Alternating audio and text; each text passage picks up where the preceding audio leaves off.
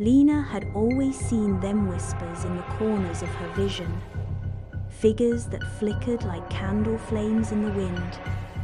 At first, her parents dismissed it as a child's imagination, but by the time she turned 12, they couldn't ignore the way she'd freeze mid-step, her eyes locked on something or someone they couldn't see.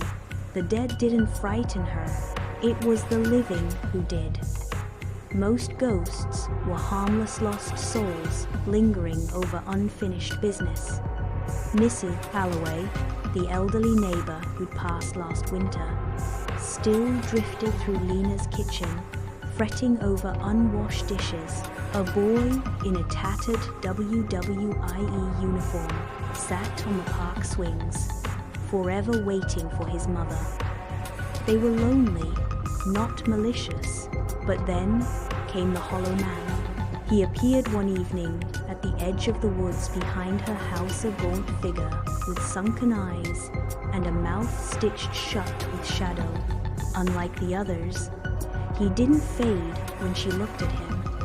He smiled, and when he did, the air turned thick with the scent of wet earth and old blood. The ghosts began to vanish. First, it was the little girl who sang nursery rhymes by the creek. Then, the Civil War soldier who tipped his hat to Lena every morning. Each disappearance left the world colder, quieter. The Hollow Man grew stronger, his form solidifying with every soul he consumed.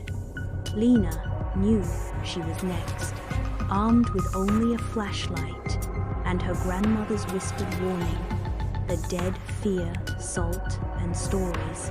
She lured him to the town's abandoned train tunneler place, where the veil between worlds was thin.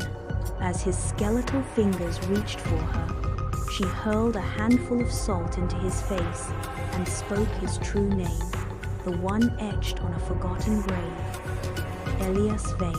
He screamed a sound like breaking glass and unraveled into the dark.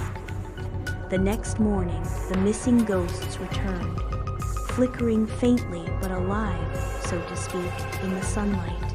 And though Lena still saw the dead, she now carried a small pouch of salt in her pocket, just in case.